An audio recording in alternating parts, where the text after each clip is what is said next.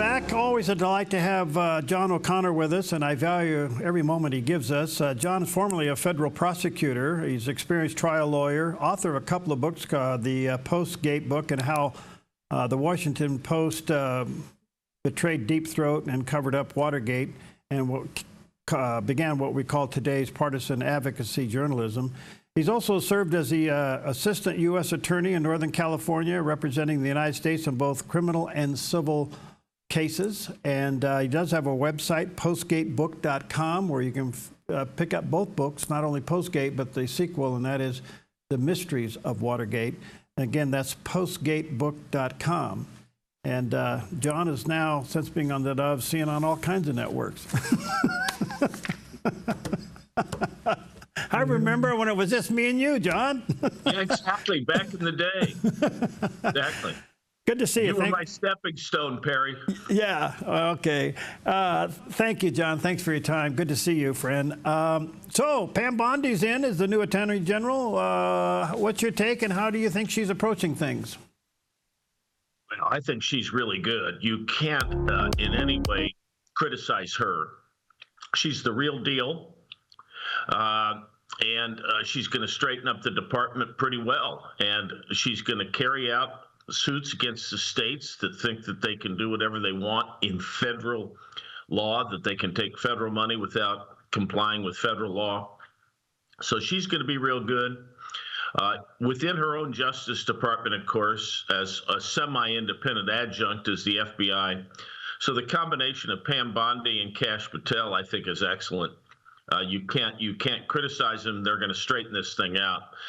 There's a very, very decided ideological tilt to the Justice Department and the top leadership of the FBI, which normally you say, so what their political leanings are, except that in our modern day, if you're a progressive lefty, you're not doing your job if you don't skew things in favor of your cause, as opposed to trying to be a down-the-middle civil servant.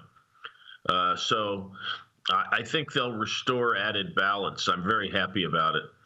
Do you think there will be a looking back as much as there is a looking forward? In other words, I don't know if former FBI or DOJ officials who basically weaponize their departments will ever be held accountable. The only way they'll be held accountable, I mean, it's too late in the day for any criminal prosecutions, and I think that went the way of the dodo bird with John Durham. He couldn't, these guys covered their tracks. They're excellent at it. They investigate white-collar crimes, and so while they're committing them, they know how not to leave a paper trail. There's not a piece of paper between McCabe and Comey as they're plotting out this Russian collusion hoax. They knew the whole thing was phony and that they were doing a lot of phony things. So, but here's where Patel and Pam Bondi are going to do very well. The way you punish somebody within that system is simply reassignment.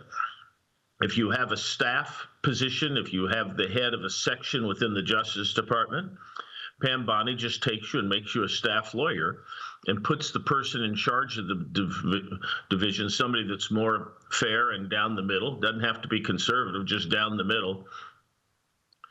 And in the FBI, that's a time-honored J. Edgar Hoover custom. When somebody's acted up, they find themselves in Billings, Montana, doing background checks. And so you can hurt somebody without firing them, without taking bread off their table. But if they've acted ideologically in a organization that shouldn't be ideological, I'm not suggesting ideological payback or that making everybody into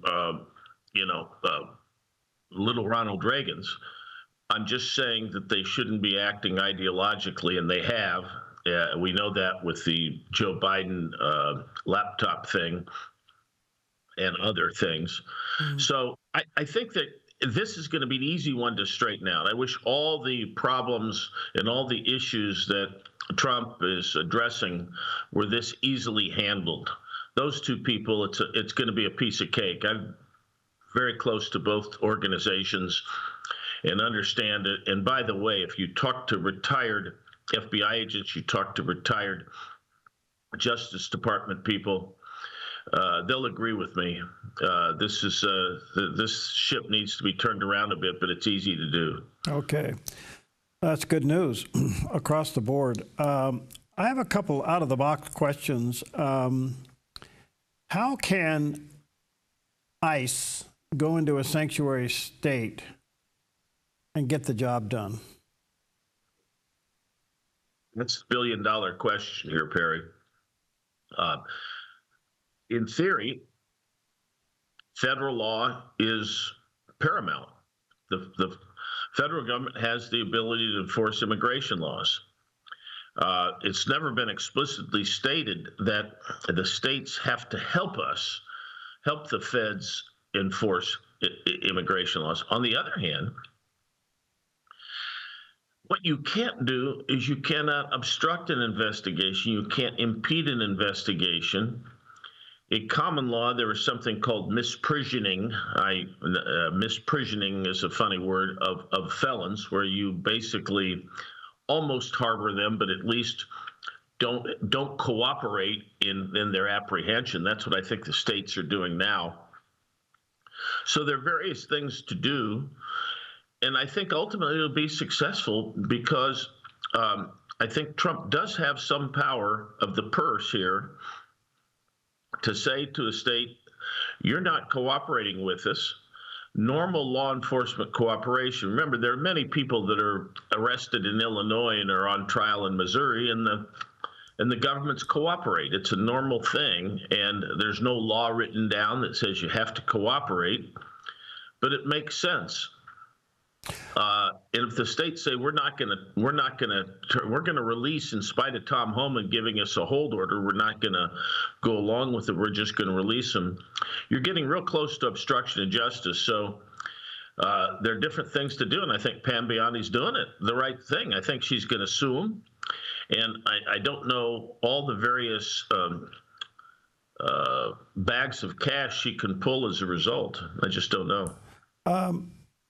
So, in theory, is sanctuary states / cities illegal? I say yes, in the sense that if that means not cooperating with the federal government, at a certain point, once it becomes something more than simply sort of like a Martin Luther King not civil disobedience, but just not doing anything, as long as you're doing something that can be considered impedance or obstruction, then you're committing a crime. Now, that's a fine line. To what extent, like I say, you no longer have this concept of misprisioning felons, which is what they're doing. The question is whether you go one step further into obstruction. So I think some of what they're doing is actually illegal and could actually get criminal penalties. So I think Congress could solve this with the law giving civil remedies, simply saying, if you don't cooperate with us, the government has the right to pull any grant that is given from the federal government, period, if you're not a, quote, cooperating state, unquote. And think about it. Why should the federal government give out money to a state that says, oh, no, we'll take the money for the health care, and we'll take other money. In fact, we'll take money for our justice system. An awful lot of the justice systems are financed by the feds. But as to these people, we're not going to enforce the law. Oh, thank you very much. Yeah. I think they ought to just. I think now, I don't know. Right now, there'd be lawsuits, and there are going to be lawsuits, obviously, when you start pulling money. But I think Congress can fix it with one bill that's very simple, that can be written in a page. You don't cooperate with the federal government, we can pull whatever grants are given to you. The reason I'm kind of drilling down on this, John, just a little bit. Oregon's the oldest sanctuary state in the country, and we have county sheriffs that are stuck. I know a lot of county sheriffs don't want to harbor bad people. They'd like to have them picked up and gone away with. But they're under the constraints of the state to cooperate with the state law. And what I'm interpreting through this is they're not going to hinder ICE from coming in and gathering them, but they're not going to help them either. So they're kind of in a sticky wicket here. That's the only thing I can come up with, because how would a sheriff who would really like to uphold the law want to harbor a bad person when the feds are trying to get them, and yet he's under the jurisdiction of the state law? Well, I'll say this theoretically. Let's say somebody in the, Corvallis says to a sheriff, oh, by the way, there are going to be raids, and when the raids come, I direct you not to answer any questions and not to tell people what's going on. You're getting real close. That act of telling the sheriffs that and constraining the sheriffs, or telling the sheriffs, here's the kind of activities you have to take, and our purpose is, in so many words, to keep that person from being arrested.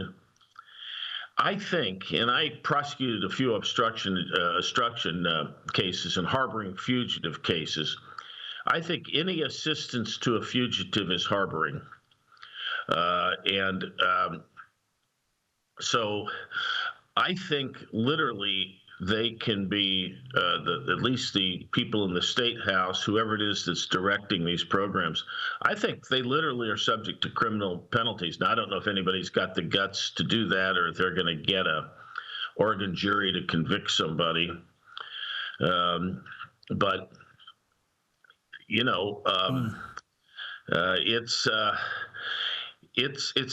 I'll give you an example.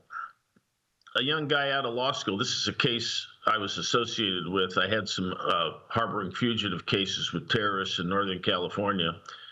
And one young guy in Arizona wants to be a real man of the people and was working with an Indian tribe in Arizona. And his friends come over and visit him, and they've got a fugitive with them that they've busted out of jail in California as part of a terrorist group type of thing. And they hand him a newspaper that shows a picture shows a write-up of what happened on the breakout. And the guy gives the newspaper back to the guy, and he says to the fugitive, gee, watch yourself here. Go ahead, watch yourself. Hope don't get caught. See you later. Well, that guy was convicted of harboring a fugitive. It doesn't take much to harbor a fugitive, and you have a fugitive in your hands, and it's very hard to draw that line between just simply putting your hands down and not saying anything, and a bunch of people plotting to make sure that the feds don't get information. If it's a plot to keep information from the feds, I say that crosses the line into harboring. You're actually doing something, even what you're doing is a conspiracy of omission. I think you're committing a crime.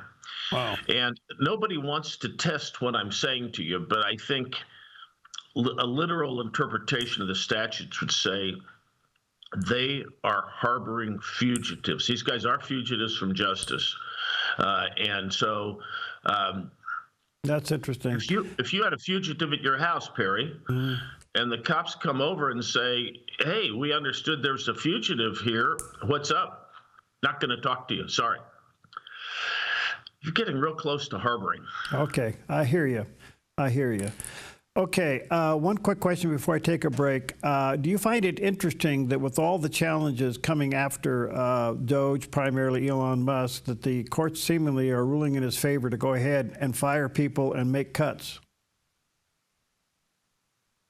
No. Although I think there's more, there are going to be some shoes dropping. There may be cases in which the government has to pay damages, and that depends upon whatever agreement has been reached with these so-called government unions. But beyond that, I think he has the right to do it. Remember, Judge Chutkan in D.C. did not stop this whole firing thing, but she asked a lot of questions that looked to me, and she's a very anti-Trump judge. She was a really tough one on January 6th. She may be laying the groundwork for a suit for illegal firing of people. I think that case has not played out yet. I think we got to watch that space, Perry, is what I'm saying. So illegal firing basically is interpreted as wrongful dismissal, so you just get paid damages, right? Right. Sometimes the judge can order reinstatement, actually, but get back pay and reinstatement. I suspect that in a case like this, there could be some back pay, but I mean, I wouldn't rule that way, but all I'm saying is it's not clear that some of these people are not going to get damages. All right, let me take a quick break. Always a delight and an honor to have with us John O'Connor. Check out his website, postgatebook.com, and that's also where you could order up his two books, The Mysteries of Watergate and Postgate. Both those books are very relative today, especially to what's happening in media. Check it out, postgatebook.com. We'll be right back.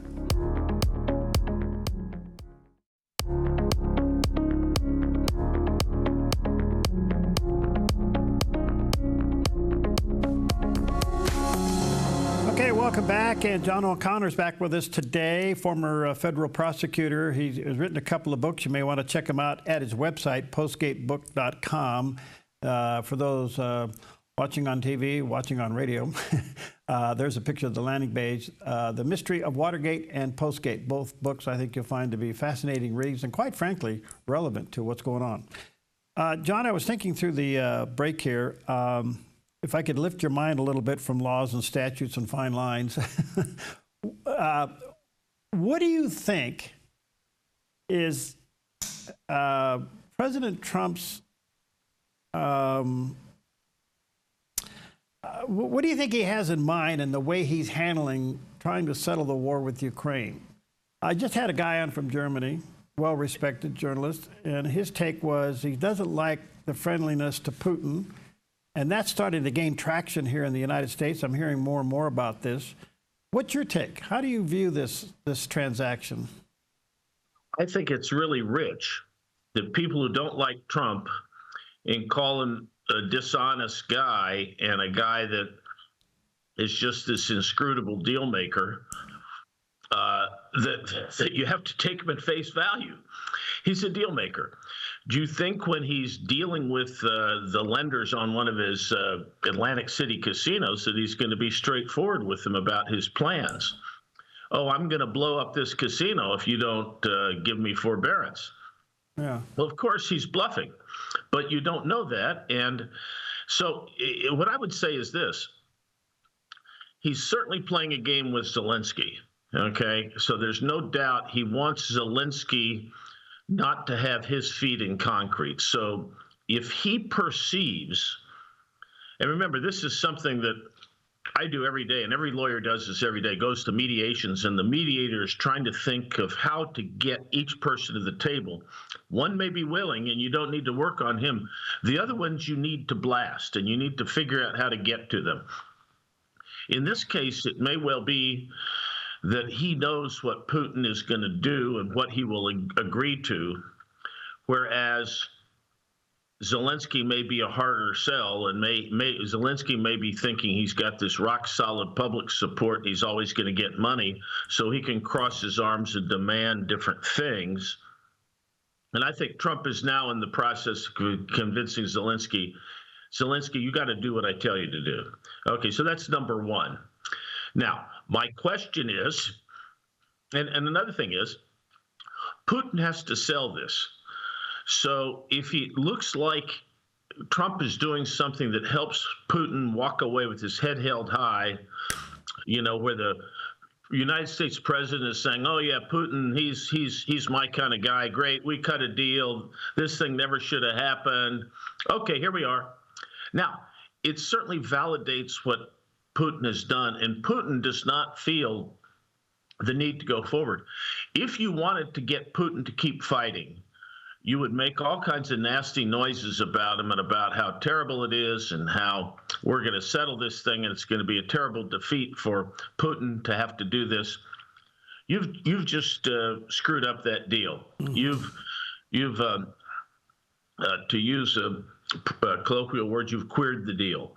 And so I'm hoping that that's what he's doing, that he's being opaque about this, he's being a deal maker. We don't know what he's saying to Putin behind the scenes. We don't know what Putin's telling him. And Putin may be saying, hey, let me out of this. Just give me the land I've got, and I'm happy with it.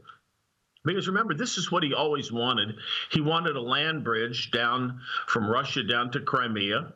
That was very apparent for a long time. I think it's too bad he got it. But now that he's got it, as a realistic deal, are we going to send troops in to try to get him out of there? No. So the deal should be there. Does Putin realistically, have an ability to go beyond what he's got? No. So I think the deal is there. I think then what you do is you promise not to get him into NATO.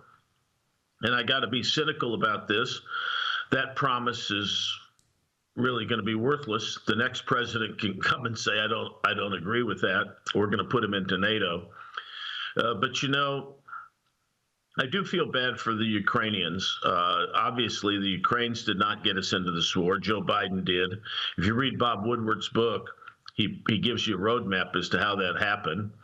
And we all know that Obama didn't help by allowing people to come into Crimea. And Obama and Victoria Nuland of the State Department destabilized Ukraine. A payment of $15 billion in late 2013 to Yanukovych in exchange for signing up the EU cooperation agreement that Yanukovych had agreed to but hadn't signed. Yanukovych said, I'm not going to sign this unless I get enough money to make up for my lost Russian benefits. The Obama administration saw this as an opportunity to get rid of Yanukovych, who's a crook, of course, but they all are in Ukraine. They decided to play games and destabilize Yanukovych's power, and look what happened. How many billions are we out, and how much land are the people of Ukraine out of here? We had promised Ukraine security assurances on several occasions when they took their weapons. So I'm preaching here a little bit. United States broke this country, and I think it's terrible.